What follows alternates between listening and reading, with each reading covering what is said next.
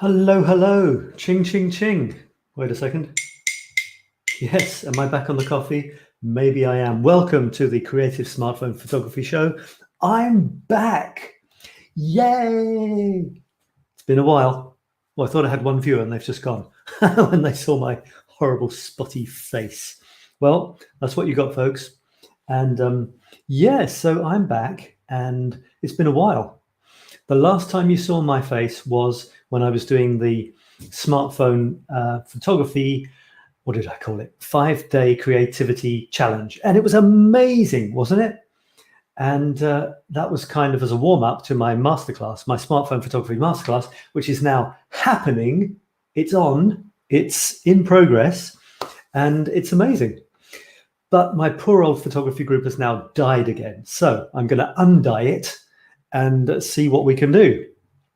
I've got plenty of stuff to tell you, plenty of news, and I hope you say hello in the comments if you want, and I'll say hello to you. Welcome back, says Karen. Hi, Karen, from Canada, Chile, Canada. I am back. Yes, I'm back. I'm back with even more stuff to bombard you with, especially photographs. Because we haven't done much in this group for the last few weeks, I don't have any of your photographs to show you, but I have mine, and I'll start a new theme. So if you've got an idea for a theme, it could be an autumny theme if you're in the Northern Hemisphere. Does that mean that I'm being Northern Hemisphereist? I don't know. Right, well, I've got my, this, you might think that I've got my, I've got, look at this, look. Doesn't that look sort of brown and coffee-ish? I would show you, but I might do something silly. Hang on, there you go. How coffee-ish is that? So I've got this, and it's not, well, it's almost coffee, except it's got no caffeine, no sugar or sweeteners, and no milk. And yet it looks brown and like a milky coffee. How is this possible, you ask yourself? Maybe the bitter taste on my mouth, the bitter look on my face gives you a hint. There's no sweeteners or sugar in there because there's no sweeteners or sugar in there. It looks milky because there's almond milk in there. I've learned how to make almond milk, and the coffee is powdered, instant, but no caffeine. Because that's how I'm riding these days. That's not what you say. And the thing with almond milk, before I get onto the photographs, the thing with almond milk is you go with the almonds, right? They've been soaked, they've still got their jackets on, and you go in a machine, and you've got this sort of milky looking mess. And you can't really, it's very difficult to sieve. You can sieve it. So you put it in a tea towel or something, and then it seeps through, and you squish it, and you go like this, and you get what looks like milk. It's pretty amazing. I used to drink a cup of milk every day, at least a cup or a pint, and I love butter, cheese, ice cream, the works. And I'm on this sort of regime at the moment where the dairy products are out. Yogurt, oh my God, yogurt is out. So I'm trying to make do with what I can. The thing with almond milk is you finish with this mass of just bleh sort of stuff, which is the old bits of the almonds and the skins. What do you do with them? Well, the first time I threw them out, but then the second time I did this. You can take a photo if you like. I've got 6 people watching. Hello, 6 people. Thank you for watching. This is a photography show, which is why I'm talking about almond milk. This is what I did with the, I don't know what you call it, the mush. Hang on, Karen, you said, say hello, by the way. Can you say hello, who you are, where you're from? That would be beautiful. So I made these things. They taste like coagulated sawdust is the best way I can describe it. And it ain't a good look, but they look like they should be really cool and tasty. I mean, I put herbs in there, I put salt, and it tastes like sawdust. Anyway, that's so much for that. Maybe I'll find a way of making them a bit better. Who's this? Alice, I'll eat ice cream for you. Thank you very much, Alice.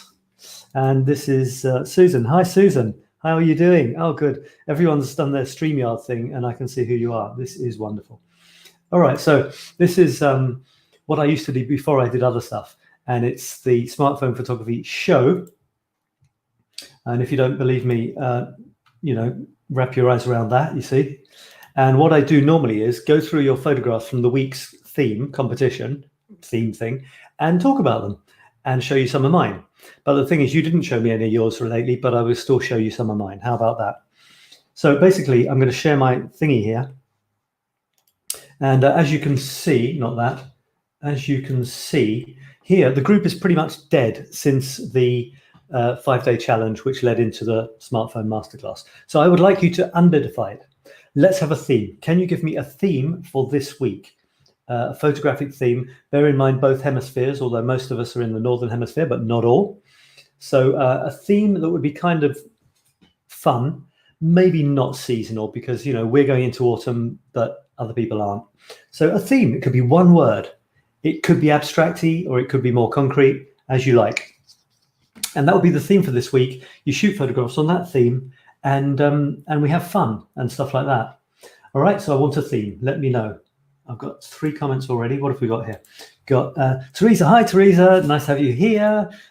Karen, hi. You're making me glad I'm allergic to almonds. I love almonds. It's just this mush stuff that's left where you've got to try and do something with it. But I was throwing out so much. I mean, it was literally from a cup of almonds this big. You put about 3 more cups of water in the same size. You end up with mush, which is about twice as big as the cup of almonds you put in the first place. It's because it's full of water and stuff. Alice says fall colours. Yeah, Alice, fall colours, but not everyone's in fall. What about Laurel? She's in spring. So maybe, I don't know. What about fall colours for people where it's fall or autumn, and spring colours for people where it's spring? How about that? And spring blossoms. Yeah, we could do that, couldn't we? Maybe something like that, yeah. So spring or autumn colours, depending on where you are. And that would kind of bring us together in a nice sort of... Funny, I was just talking with someone for an hour about a coach who was going on about polar opposites and spectrums and scales and stuff. So there you go. The scale from spring to autumn, spring, autumn, goes around, comes around. Could be pretty cool. Spring or autumn, depending on where you are. So yeah, that's what I want. Nothing more to say about this. I'm going to try and get weekly things going. Now, I can only show you mine. And oh my goodness, it's been so long. This is my current batch. And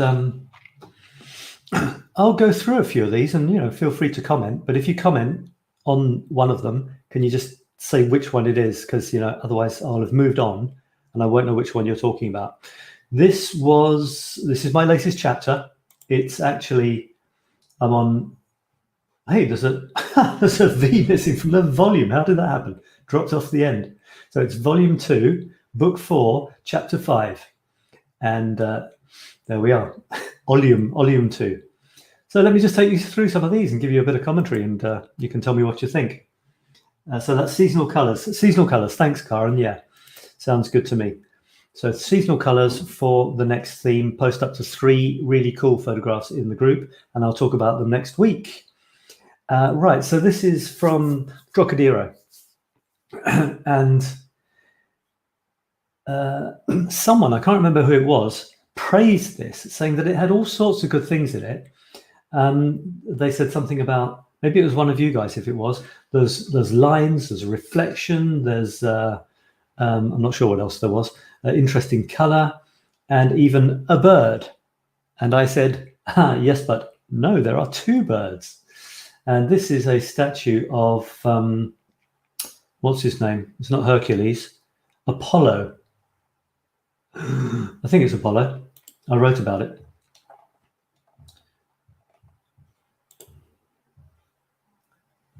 Yeah, it's Apollo. I said, oxidation has long since rendered our brave bronze Apollo and his mighty lyre a mere verdigris echo of his flamboyant former self. His feathered friends don't seem too ruffled, though. There's 2 birdies in this shot. It's so cool. I'll read this just in case you're interested. Because, this is one of the ways I learn more about history. There's a statue, I take a picture of it, and I have to write something. Sometimes I write some weird thing, sometimes I want to give you some information about the statue. And it turns out it's a sort of Greeky type god, Apollo. Opposite him is Hercules or Heracles. There's a difference between the Greek version and the Roman version. It all gets very interesting. And of course, they're not just gods, they're gods of something. So Apollo, well, I can't say I've fully integrated this, so I'll read it. As well as being a passive pigeon porter, Apollon Musaget, that's the French, also happens to be the conductor or leader of muses, no less. Now, I like muses. The Eiffel Tower is my muse. She inspires me every time I go to Paris.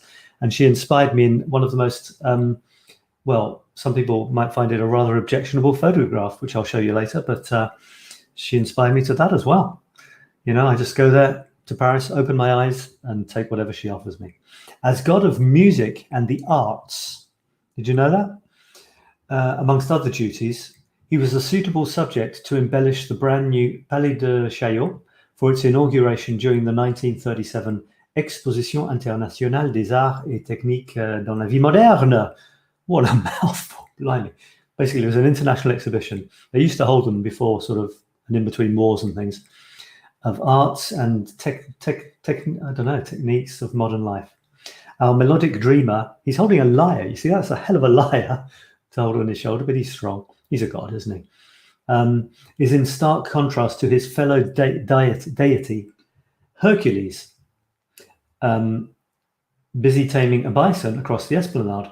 If you got the two of them together, however, a fine bacchanalian feast could certainly ensue. You got the god of music and arts and stuff. Then you got the god of oh god, what was Hercules the god of? I don't know. Anyway, so there you go. Yeah. Now this one, I played around with with the colors and stuff, but yeah, it's a pretty imposing thing, isn't it? You look down on the left. The bird that is sitting on the thing on the left is actually sitting on a serpent's head, which is pretty cool. And the one at the top doesn't look too ruffled by that. And there's all sorts of things going on. Even in the lyre, there is a whole bunch of things going on. And this is the theme, kind of someone who's doing my smartphone photography masterclass. I think it's Teresa, or is it Susan? Oh, God, I can't remember. Who is doing patina. It's where bronze and copper and stuff turns that sort of weird shade of bluey green mixed with pigeon poo. And looks kind of cool, actually. So it's a simple shot. Now, I could just have taken a picture of the statue. Well, the birds were there. So I did just take a picture of the statue, but there happened to be birds there. Having said that, would I have taken the picture if there hadn't been birds there? I might have, but for me, it would have been much less interesting because whenever I take a picture of something that's just there, even if I play with it, play with the colors, the textures, all sorts of things, it's still just a record of what was there. So I like something like a statue. I like there to be something else. And there's two birds. So that did it for me. There's also a rather nice angle, if you notice, going from bottom left up to the top right, which the birds kind of end. That angle, there's one down in the bottom left, there's one in the top right. That angle going across the serpent's head, the first pigeon, his shoulder, his head, the edge of the lyre, up to the final bird on the other end of the lyre. So it's pretty nice. And then there are these slightly contrasting diagonals going the other way. It's a shallow sort of diagonal. It's not extreme, but it's just enough to contrast that kind of unspoken diagonal going from bottom left to top right. And, I threw an angle in because that's one of the things I do. There are very slight, is it reflections in the windows or is it actually seeing through to what's behind? This is a sort of museum of modern mankind or something. Anyway, that's enough about that. By the way, let me know what you think of any of these photographs. Do let me know what you like, what you don't like. That's fine. Photography is personal. It's got nothing to do with me or you or anything else. I've got my opinion. You've got yours. Without opinions, what have we got? So that's fine. You don't have to like anything, but be a shame if you didn't like anything. This is obviously heavily played with an effect. But you can still see what it is. It's a really cool, it's not graffiti, is it? It's street art. It's actually, I'd say it's official street art because you can't just do something like this in Paris and get away with it if it's not official. And luckily, Paris really lets a lot of buildings get decorated with really, really cool stuff. Maybe not in the sort of historical center, as it were, but you go 1 hour, one district out, one arrondissement out, and you get all sorts of basically it's ends of buildings, which are pretty darn ugly, unless you're a purist. And it's like looking at someone's backside, really. So there's a lot of these walls where nothing much is happening except maybe a couple of windows or a chimney or something. And they do something amazing like this with them. Isn't that fantastic? Just this. I don't know if it probably is someone, it could be a cartoon character or someone, but my French sort of adult comic or child comic culture isn't that great, so I don't know. But it looks like it probably is a real someone, like Popeye or something, but it isn't him, is it? Popeye's one. The other one that they love in France is Tintin. Is Tintin a thing where you are? Do you know about Tintin? Funnily enough, what's the similarity between this one and the last one that I just showed you? It's actually quite flagrant. Is that a word? Flagrant. Look at the diagonal, the imagined one. Zhup is probably the opposite as I speak to you. You see there's exactly the same diagonal, starting with this edge of the roof there, going through past the lamp, through the chimneys. The line carries on perfectly along the top of his hat. There's another chimney, which is nice. It's a repetition. Look, a bit of wall and a first chimney, another bit of wall and another chimney. That's really nice. I hadn't even noticed. Repetition, very, very cool in photographs. Smartphone photography masterclass people. That won't be the last you hear of that. And yeah, it's nice. I like it. If I'd not processed it so crazily, the sky would have been much more sky-like, and this painted wall would have stood out more. But I just like this effect. I wanted to have a go with that. All right, this is just a bit of fun. Every 10 photographs, I have this project, for those of you that don't know, where I do a perturbing self-portrait. Officially, I call it creative disintegration. And it's basically watching me and my not so glorious demise over the years. My photographic challenge is every 10 days, I have to take a shot of myself that looks nothing like any other photograph of myself I've ever taken. I was going to say it's not an egotistical thing. Well, I mean, the thing is, we've got us, haven't we? You've got you, I've got me. That's what we've got. So I don't think it's that big a deal to take self-portraits, as long as there's some sort of, sort of ulterior motive. And mine is staying creative with the same subject. And there's this kind of, slightly, I don't know, the idea that I'm watching myself getting older and older. And it's kind of scary because I started taking self-portraits of myself seriously back at the beginning of the 21st century. So if I look back now, like 15 years ago, I had more hair. I had less wrinkles. The hair that I do have was not white or grey. And also, of course, every single photograph has a story. I was with someone. It was that day that I did that. I was in a terrible state. I was in a great state. I was in this country, I was in that country, although most of them are in Paris these days. And it's sobering. And I use that word metaphorically, but I could quite easily use it unmetaphorically as well. It makes you think. It makes you sit back and think: am I using my days to the best, to the best that I should? Because when you see that time goes on and you don't realize it, but you are getting older, for goodness sake, make the most of your days, folks. So that was a fun one, isn't it? Fun effect. Sometimes I don't have any special effects. I literally try to make a cool photograph where I am. Other times I just go over the top and take some ready-made special effect and go for it. Okay, so let's go through some more. Can you send me some comments, please? I'm feeling very alone. Just say what you think. What's been your favorite photograph so far and why do you like it? Thank you. And have you tried anything like that yourself? Right, this is a absolutely beautiful Art Nouveau, or Art Nouveau, as they say in French, as we say in French, design. And it's full of whirls and twiddly bits. Isn't that cool? And this is inspiring me for some of my abstract paintings because sometimes I think, what can I do? And then I look at something like this and I think, I'll do something like that. Isn't it cool? It's just whirls and twiddly bits. It's nothing, is it? Except that Art Nouveau was all based on, basically they didn't like straight lines. So there shouldn't be any straight lines anywhere in Art Nouveau. And if you look at it, there aren't, are there?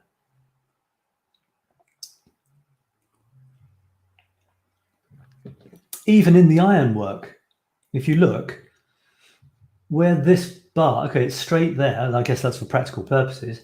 You get to the end, it doesn't just have a sort of right angle, it's got a curve, you see? And it even turns up into a little pointy bit and then carries on down. And I wouldn't be surprised if this wasn't an exact straight line either. And you can see that the decoration here is vegetal. I don't know if that's a word, but it's all based on sort of natural forms and stuff like that. So it's really wonderful, isn't it? And this is a detail. I took another shot recently of this, which was quite different. Let's see if I can quickly show it to you. I think it might be in the last one. Spot the difference. You will be able to spot the difference. I'm a little bit behind with my fancy sort of guess the picture and stuff things, but never mind. Oh my goodness, it was even before that. You see how time flies? You see? Something about doing something creative every day. It's exciting and scary because you build up a body of work it seems like incredibly quickly. And that's because you're focusing on each day. Today's the day I did the picture of the van outside my local station covered in stuck on butterflies and teddy bears. That was the day I did that. That was the day I posted a picture of, I know, yeah. That was the day I posted a picture of me, little Sabby, listening to his children's favourites with the huge sartorial gaff of socks with sandals. But hey, what can you do? I was a mere pawn in my mother's outfit extravaganzas. What do you want? Anyway, oh my god! Hang on, I'm getting scared now. Have I just posted the same thing twice? Oof! Oh my god, I was really scared there. Only one in 1,017 photographs have I made the mistake of posting the same photograph twice, and it was a different version. So, oh my god, I was worried there. So this one has, where is it? I'm going crazy. It's not even there. Okay, let's try again. You see how time flies? That's nearly 40 photographs, 35 photographs back, and I thought it was just last week. That's how scary life is when you're busy doing other things, and yet if you're doing other cool things, it doesn't matter, does it? So there's one. There's the two. Okay, so here's one. That's my son, by the way. And you can see the fancy bit, can't you? You can see it there. But I thought this is a good idea for don't just take one shot of the thing. Look, here's one. Okay, here's one. I'll have a look at your comment in a sec, Teresa. Thanks. Here's another. And then finally, the one that I'm showing you here. So I've got 3 photos of the day for the price of one. 1, 2. I love this photograph so much. And you know what makes it, don't you? Obviously. It's like the pigeons in the shot that I showed you before, the statue with the 2 pigeons, one nonchalantly sitting on a serpent's gaping craw. It's the two guys who just came along. My son is sneakily in there, right at the bottom, which makes it sweet, where I'm wiggling the mouse. My son is actually there with his COVID mask on. So there's the sort of, zeitgeist type of things going on there. These 2 guys who came along, there I was taking the photograph. Some people might wait for them to go by, but look, isn't that so cool? They've both got more or less the same t-shirt on, the same height, the same position in the photograph. The photograph, my objective was absolutely as much as I could get it on symmetrical. I wanted you to be able to draw a line down the middle and make it look like it was a mirror reflection. Obviously, I was just hand holding my phone, you know, so it's not perfect, but it's not bad, which is all very well. But that's not enough. That's not enough. You need an echo of something to make it, you know, out of this world, as opposed to just really cool or nice. Nice is one of the biggest insults in the English language, by the way, in my opinion. Anyway, and there it was. These two guys came along. They went down. I saw them coming, and there's this weird thing. My heart almost started beating a little bit faster as I saw them coming, because, bam, my mind started turning. Okay, there's two guys here. They're going to go down. What's that going to look like? They're both wearing white t-shirts. One isn't. It's not completely white, but you know, it doesn't have to be perfectly symmetrical, because otherwise you could do a mirror effect down, take one half and, you know, put it on the other. It's not a mirror effect. But within a non-mirror effect, how cool that everything seems perfectly symmetrical. With the one little thing that isn't really, and that's my son. And that's fine, because it's my son, you know. Let's have a bit of humanity in there as well. So that is so cool. I love it. This one is, to be honest, more of a touristy shot. Having said that, I tried my best to frame it, you know, as well as I could. And my son's in there, you know. I could have left him out, but that would be like any brochure shot, you know. These are my photographs, so that's my son. I can say it's my son. And, you know, screw the, you know, I wouldn't sell this for a brochure, because there's a person in it maybe. And that's exactly what I want. You know, make your photographs what you want them to be. Have a bit of you in there, a bit of humanity. Be able to say, that's my foot, you know, or that's my partner, or whatever. Anyway, enough about that. Oh God, makes me want to talk about some of these ones that I haven't talked about. Look, I'll just talk about this one quickly. This one is, hang on, I've got Teresa saying, almost looks like music notes with no straight lines. Yeah, the Art Nouveau is really quite something, isn't it? And it was in stark contrast to other stuff, like things that came before, things that came after, like Art Deco and things like that. Susan saying perfectly symmetrical. Yeah, I mean, as good as, with some things that aren't, because, you know, it's life. This one was I'm really pleased with this one. It's again at the Trocadero, and I hadn't done a double exposure for ages. Now this is after the fact. It wasn't taken whilst taking. You can do that. It was taken after. I took two images and combined them. And the image with the puffballs is from a field near me, which isn't in Paris. And the Trocadero certainly is, because this statue is looking across to the Eiffel Tower. I've taken some of these statues before. One in this series, where it's another one just across, just a few meters back, and it's a woman, and she's got, I think she's got a pigeon in one hand and a pigeon in the other, and there's a pigeon on her head, but a real one. That's kind of cool. This one I was interested because she's gold. She's covered in gold paint, but the thing is, the gold is worn off on her boobs and in her nether region, which is white. Which, you know, you wouldn't think that's a big deal for a statue, but it's just because it's all gold except for those three places. It's just kind of strange, which means that I found it interesting. And then I was going to do it just like that, but then I thought I'll do something else, and there you go. All right, let's go back to these ones. I'll just hit you with one set today and another couple. Right, so this one is this one is a magazine cover in a panel in Paris, in the middle of Paris. In fact, you can see Paris reflected behind it. Can you or not? It's kind of tricky. No, I think this house. Yes, I think the building you're seeing here is a Parisian building that's reflected mainly in grey. These two are in their fancy rich person's place.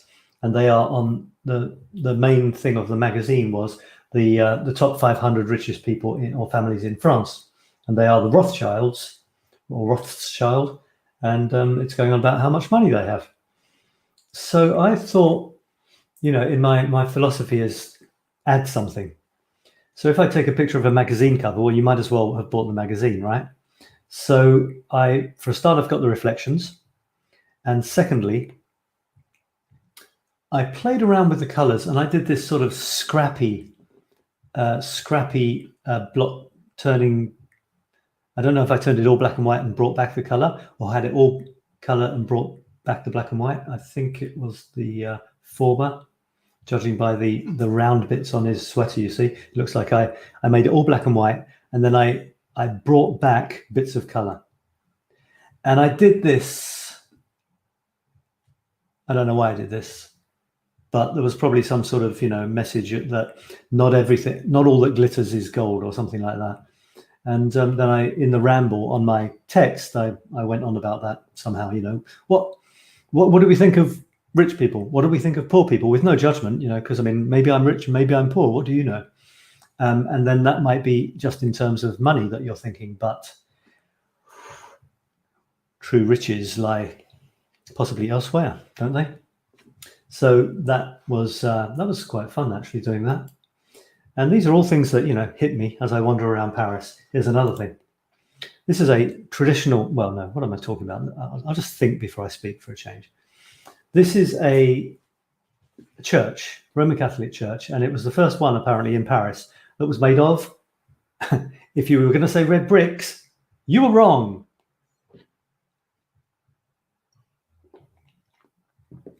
It's the first church that was made of concrete back at the turn of the last century, and it was built between 1894 and 1904.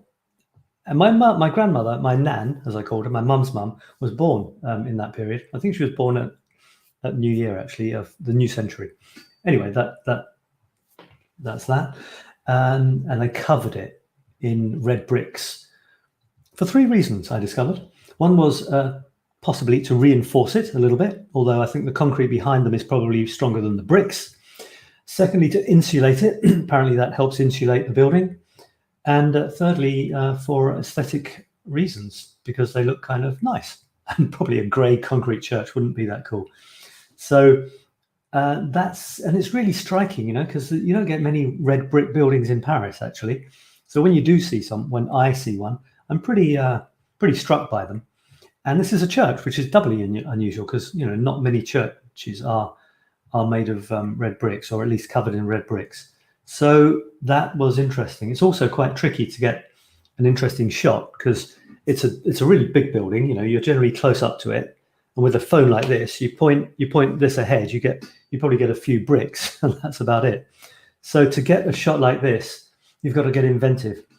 For example, squatting down on your knees, or why not on your backside or on your back, looking up, because this 1914 monument, sort of memorial to the First World War, was actually not that far off the ground. So you got to try and get fancy, without forgetting angles.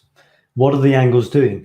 As soon as you go down low and shoot up, especially up with a building, angles come into play. Angles are doing all sorts of things, and if photography is your thing, then you don't ignore them, because photography is just playing with light, playing with angles, juxtapositions of one thing next to another.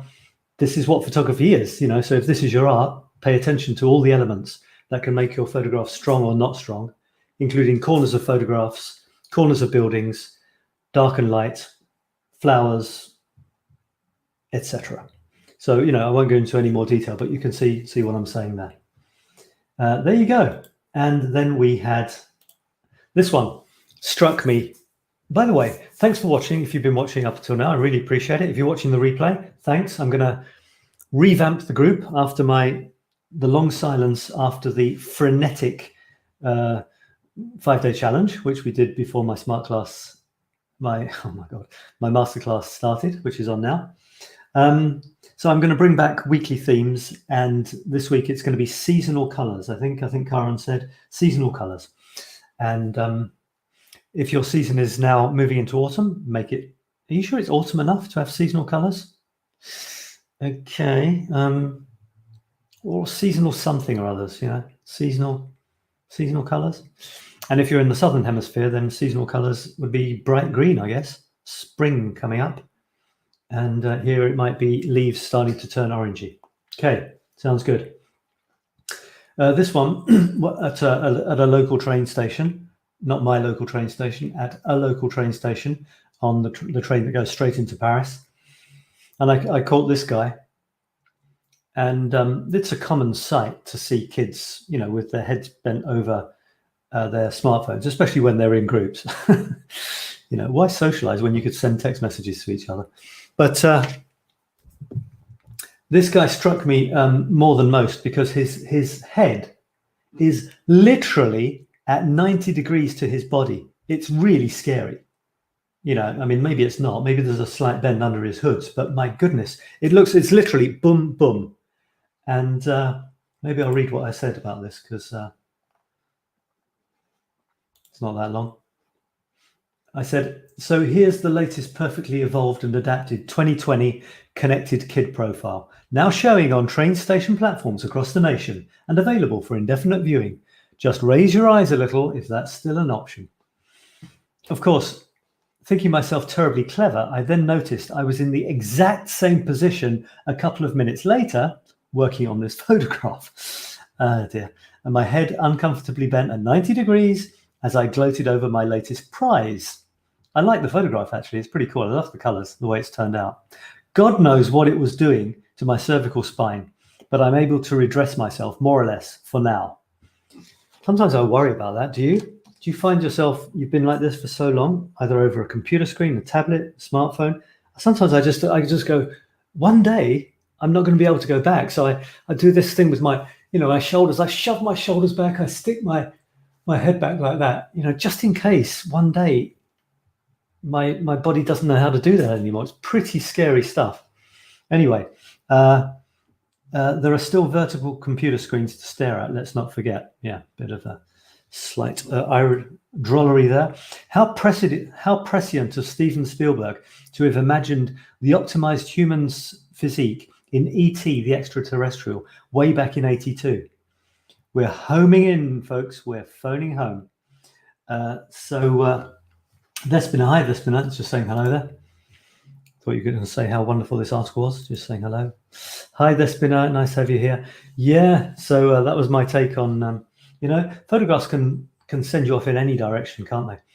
Humans are funny creatures, and this is all I need, to be honest. All I need is to wander around Paris, or it's environs. I don't know if you say that, and one photograph will spark an entire diatribe on that, for example.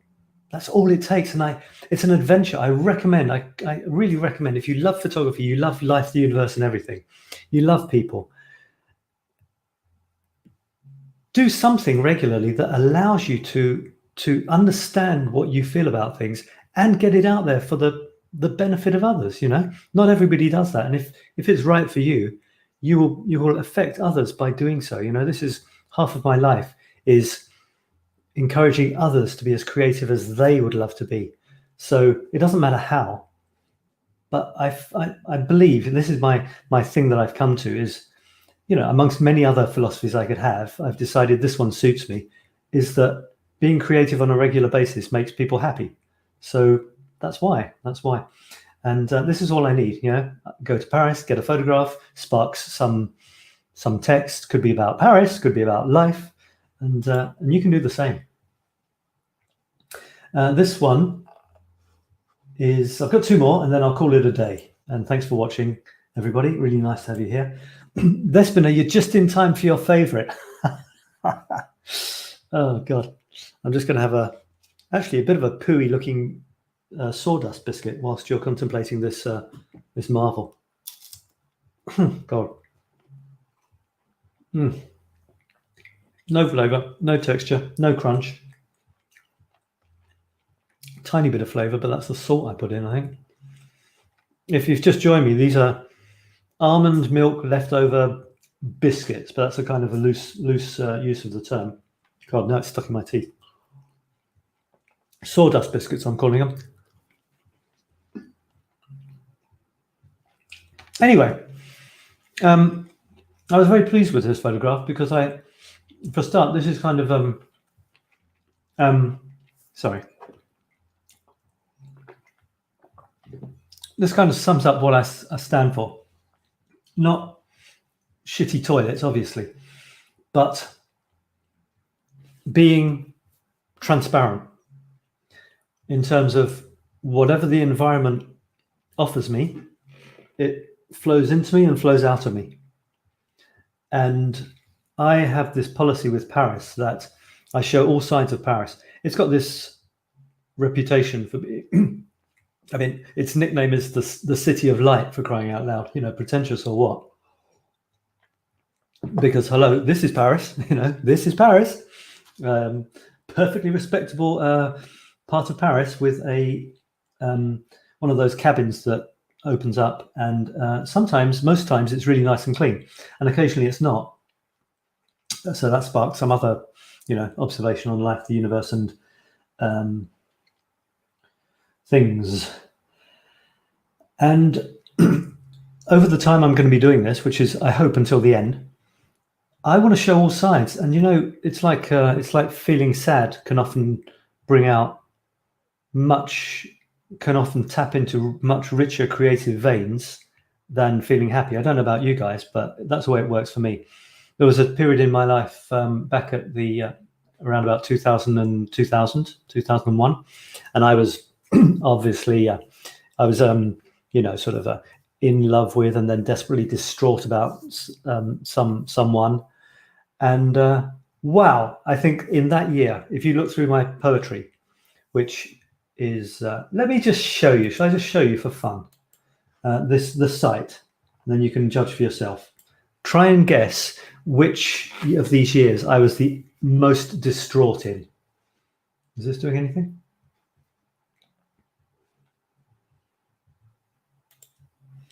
The absolute most utterly distraught I've been, I think, for a long time. Not ever, but for a long time. So this is called Mystic Rhythms, and it's my poetry site.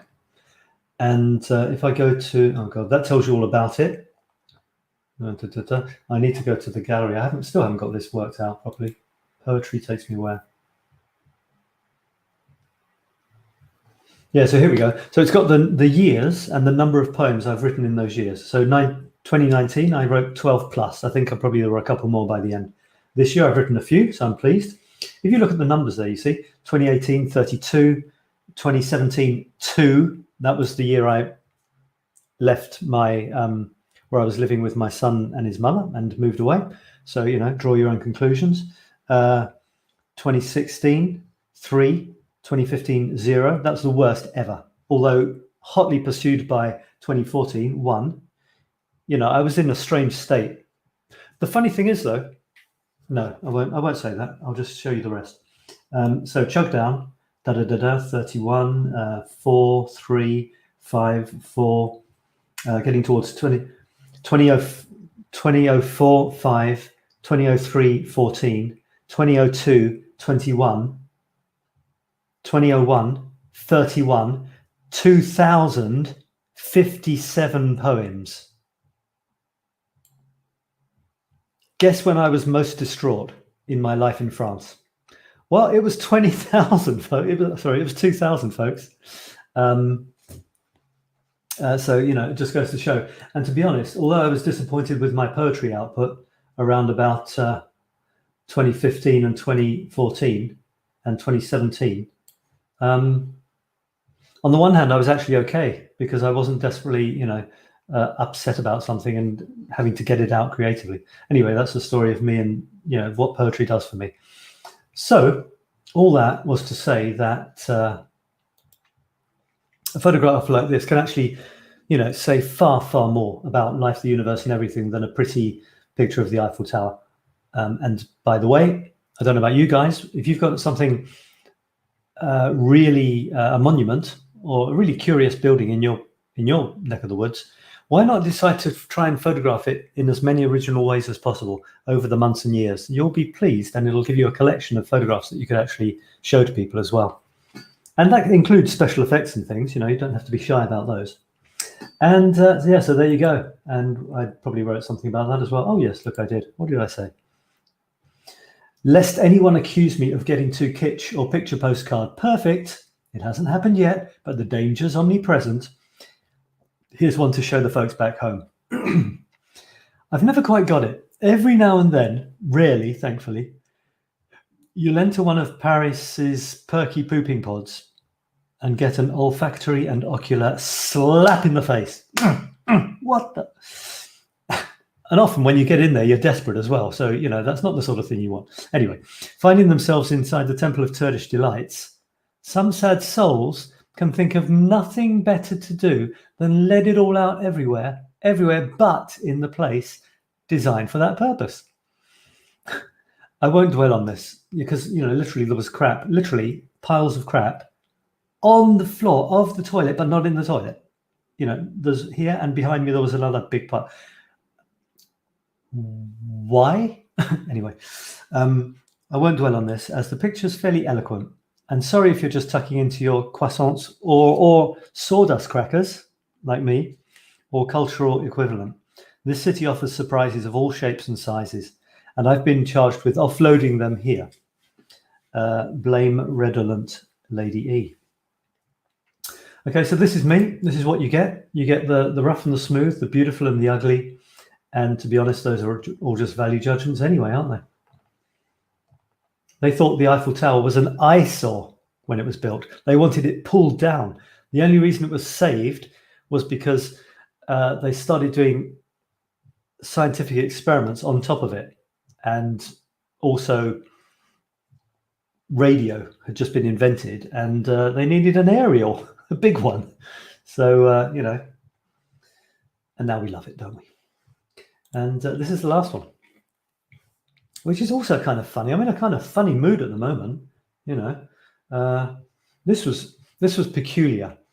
That's the only word that comes to me, although there are others in the article. Just look at what's going on here. It's this guy with this little sort of trolley thing and a bird in front of him. You might not think that's that big a deal, but if I explain more in today's text, this was today's. People are strange, if not downright disturbing, not least those behind camera lenses. But that aside, what's going on here? A portly gent with a jaunty red-wheeled shopping caddy is purposefully pursuing a pigeon at a measured pace in a Paris station tunnel. I don't mean going in roughly the same direction, but actually tracking the poor little pecker. I didn't see the outcome, but did he pounce at some point and pack his unfortunate prey into his heaving trolley to join other feathered friends in a dastardly pigeon pie? Maybe to be served in a chic Parisian resto near here. There's nought so queer as folk, my Yorkshire friends would say, and I concur, especially those behind camera lenses. But I still have to write about something, right? Bon appetit. This guy was actually, as I live and breathe, pursuing this pigeon. And that's it. End of a sentence. And, you know, I don't know why. He wasn't running after him, but he wasn't going about his business either. He was pursuing this pigeon round and round in the corner of a train station corridor. Yes, corridors have corners in Paris. And it was weird. And that's what is fodder to my lens, n'est-ce pas? There you go. That's it. That's me. So to sum up, thanks everyone for watching. Really appreciate it. And which was your favorite photograph of the ones I've shown you, of these 9? Just let me know. Which one did you like the best? Okay, there they are again. Now I'll show you them like this. Okay, which was your favorite and why did you like it? And so don't forget, I'll be revamping the weekly theme in the photography group, and I'll be revamping, well, trying to start the writing group as well. And I started a new thing. So the autumn theme, the theme is going to be seasonal colors. I hope there's seasonal colors out there. I can't remember seeing any bright red trees, but hopefully there are seasonal colors. And maybe we could make it autumn or something. Autumn for us folks in the northern hemisphere, and spring for the folks in the southern hemisphere. And I had this weird idea. Despina says, your portrait, of course. A pigeon A pigeon in your photo. Yeah, isn't that surprising? So there's actually 2 photographs with pigeons in this series. Yeah, there are quite often pigeons. They're my friends, my only friends. Your portrait, of course. Okay, thank you. Yeah, so I had this weird idea.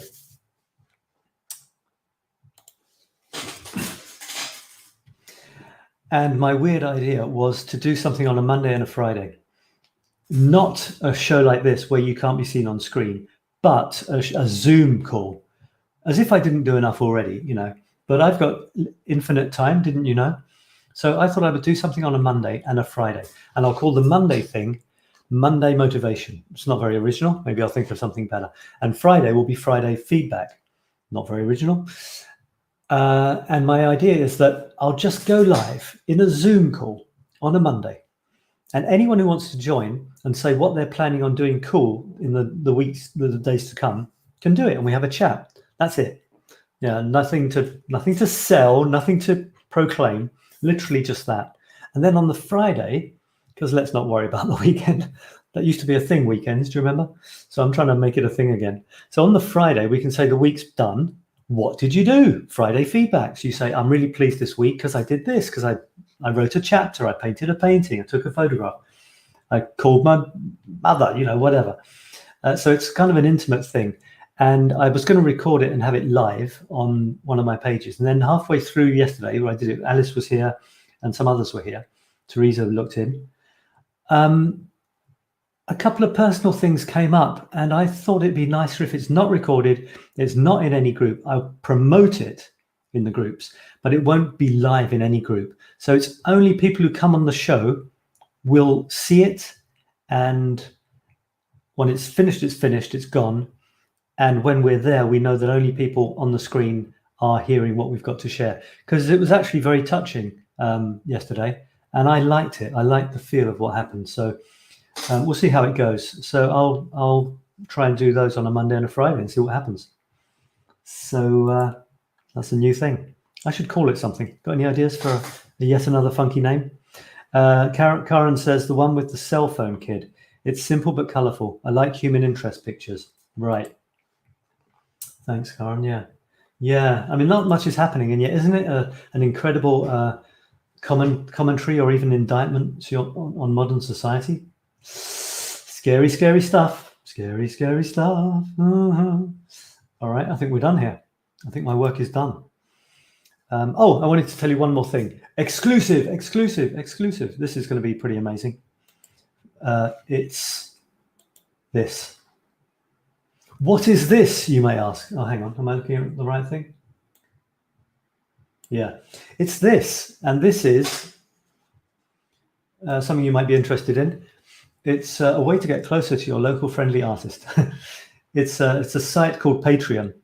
And what they do is they let artists, generally it's for artistic types, to almost create a fan club or a group of people who want to be closer to the artist and associate themselves in some way, and also contribute to the artist's well-being and livelihood.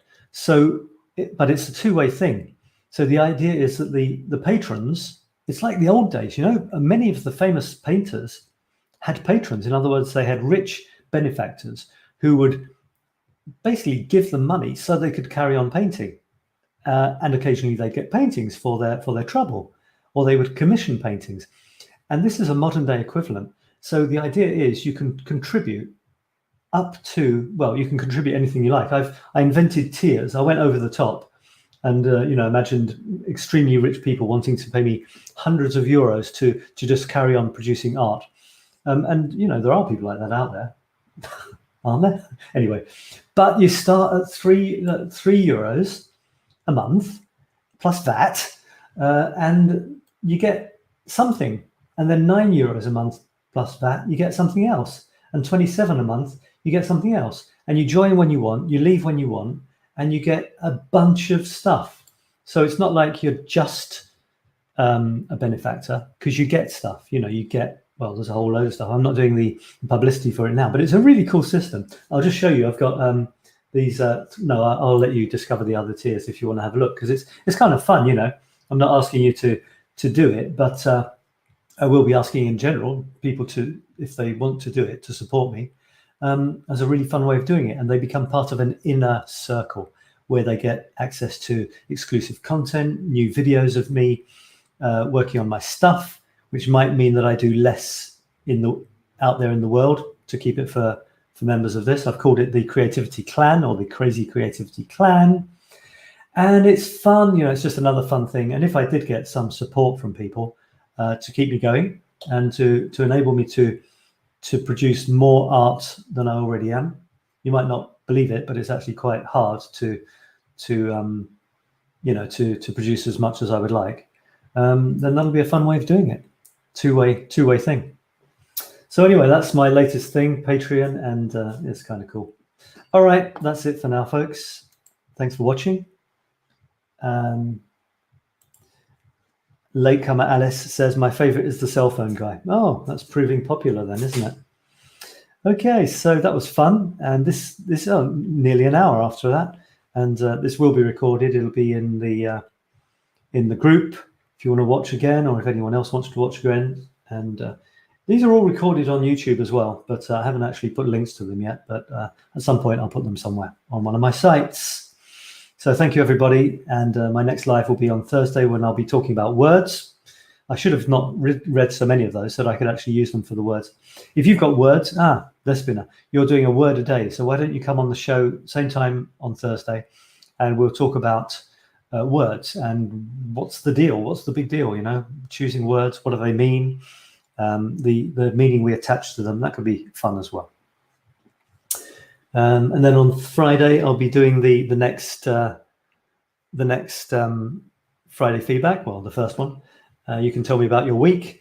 Also, I do a private thing in the Today's the Day group, only talking about Today's the Day people and the Today's the Day things that they've contributed. So why don't you go to Today's the Day and say Today's the Day and say something good that you did today, so that you appreciate your life on a day-by-day, day-to-day basis. And then on Sunday, I'm planning on doing the Infinite Creativity Saturday. And if you aren't a member yet, it's free. You can get my 9 Ninja Tips and get my newsletter on a few days a week. And also, you then become part of this group, which is called Infinite Creativity Now, where you talk about stuff in the newsletter. You share your creativity of any type. Doesn't have to be photographs or writing. It can be anything you like, especially painting, for example. And it's just this whole crazy creative universe that's going mad and exploding inside my head, and I don't know what to do with it all. So there you go. Bye, and love you all. Love you all. Almond milk.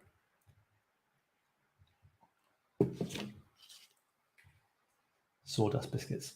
Don't